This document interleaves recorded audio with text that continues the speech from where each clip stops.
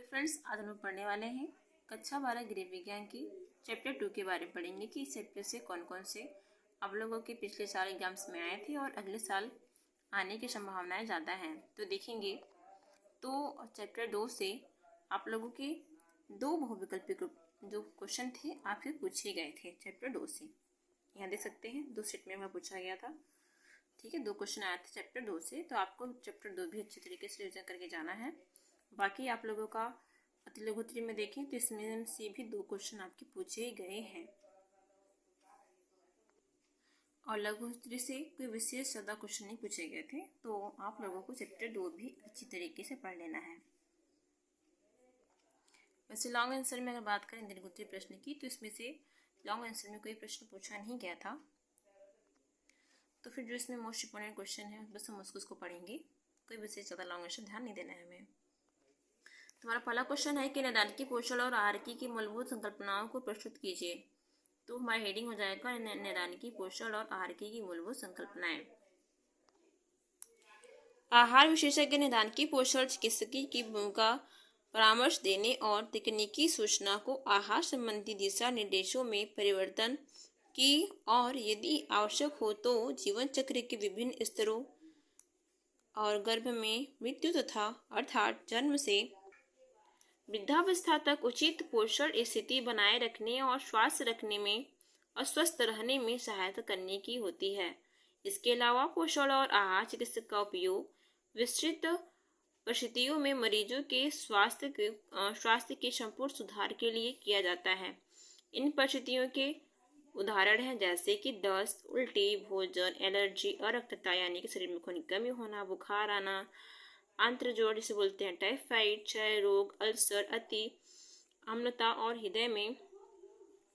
हृदय में जलन, मिर्गी, जठरांत्र समस्याएं, एड्स, कैंसर, ऑस्टियोपोरोसिस, मोटापा, जलन, उपापचय गड़बड़ी और किडनी, लीवर और अग्नाशय गड़बड़ियां आदि ऐसी ये सब चीज़ें हैं जिनके उपचार आपके नैदानिकी के अंतर्गत कराई जाती है। ऐसे मरीज जिन्हें शल्य क्रिया करनी आती है उन्हें शल्य क्रिया से पहले और बाद में पोषण हस्तक्षेप यानी बोलते हैं पूरक आहार की आवश्यकता होती है। चिकित्सकीय पोषण और आहारिकी का सरोकार अनेक रोगों से पीड़ित मरीजों की पोषण आवश्यकताओं से और उन्हें ठीक ढंग से आहार के बारे में सुझाव देने से है। आहार चिकित्सा के प्रमुख स्रोत इस प्रकार से हैं। पहला पॉइंट हमारा आता है कि रोगी की आहार की प्रकृति को ध्यान में रखते हुए आहार की सूची तैयार करना, रोगग्रस्त की स्थिति को सुधारने और नियंत्रण में रखने के लिए वर्तमान आहार में परिवर्तन लाना और पोषणहीनता की स्थिति में आहार उपचारहीनता को दूर करना और दीर्घकालिक बीमारियों में आहार उपचार अल्पकालिक और दीर्घकालिक समस्याओं को रोकने के लिए सहायता करना और निर्धारित आहार का अनुसरण करने की आवश्यकता संबंधी शिक्षा और परामर्श रोगी को देना होता है। आहार विशेषज्ञ को चाहिए कि वह भोजन के स्वीकरण और उपयोग पर अस्वास्थ्यता को प्रभाव में देखे।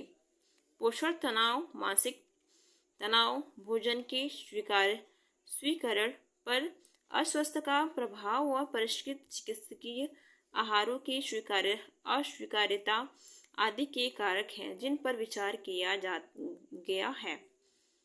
इस तरह बीमारी में पोषण देखभाल गतिविधियों का एक व्यवस्थित समूह होता है जिसमें कि पोषण स्थितियों का मूल्यांकन करना होता है, फिर पोषण समस्याओं का निदान करना यानी कि पहले उसकी जांच पड़ताल करना, मूल्यांकन करना, देखना उसे, फिर क्या उसमें समस्याएं हैं उसका निदान करना, उसके बारे में जानना है कैसी समस्या का हम निदान करें, फिर पोषण आवश्यकताएं पूरी करने के लिए पोषण हस्तक्षेप की योजना बनाना और वरीयता तय करना।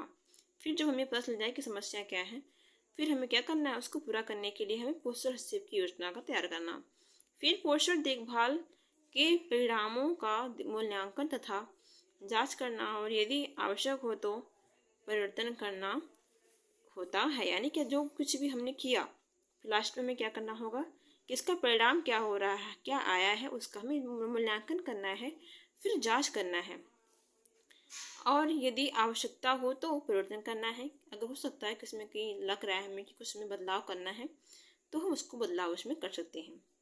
किसी भी व्यक्ति या फिर समूह पर पोषण देखभाल प्रक्रिया अलग स्थितियों हेतु लागू की जाती है। यह स्थितियाँ स्वस्थ व्यक्ति को स्वस्थ व्यक्ति जो स्वास्थ्य तथा निरोग केंद्र कार्यक्रम के ग्राहक, गर्भवती महिलाएं, वे वृद्ध व्यक्ति, निजी चिकित्सकों के निदान गृहों में उपचार पाने वाले व्यक्तियों से लेकर के चिकित्सालय में भर्ती मरीज, चाहे वह नगर परिषद हो, सरकारी, धर्मार्थ अथवा निजी चिकित्सालयों हो सकते हैं। चिकित्सकीय पोषण और आहार का अध्ययन जो है वो व्यावसायिकों को निम्नलिखित के लिए सक्षम बनाता है।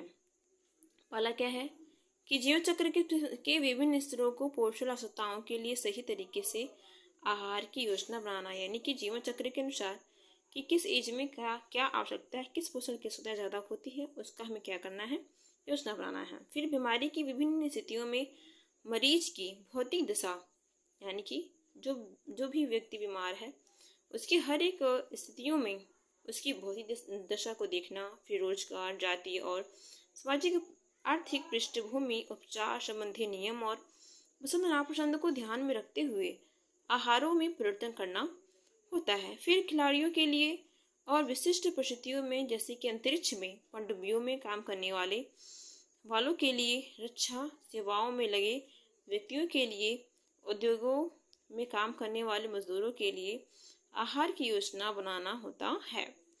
फिर अस्पताल में भर्ती जो भी मरीज होंगे या फिर बाह्य रोगियों के साथ साथ संस्थानिक परिवेशों में रोगियों के स्वास्थ्य और कल्याण को क्या करना होगा, बढ़ावा देना होगा।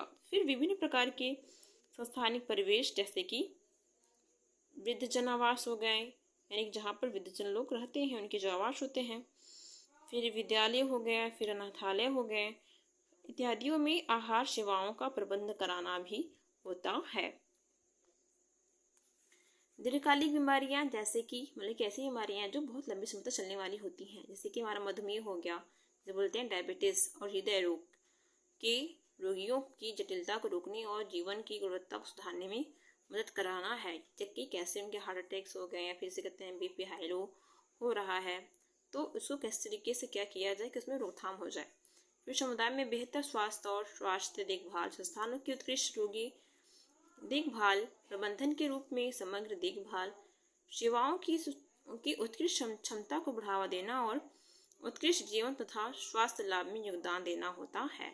ध्यातव्य है कि चिकित्सक की रोगी की चिकित्सीय आवश्यकताओं, जिसमें कि पोषण भी शामिल है, को पूर्ण करने की मूलतः जिम्मेदार होते हैं। चिकित्सक रोगी के बारे में उचित मार्गदर्शन देता है कि रोगी को विशेष बीमारियों में किस तरह का आहार लेना चाहिए, जिससे कि उसके शीघ्र स्वस्थ होने की सहायता मिले। यानी कि जो रोगी होता है, जो भी रोग होते हैं, यानी जो भी मरीज होते हैं, उनको क्या करते हैं कि एडवाइस देते हैं कि आप किस बीमारी में आपको क्या लें कि जिससे आपका जो हेल्थ है वो जल्दी सही हो जाए।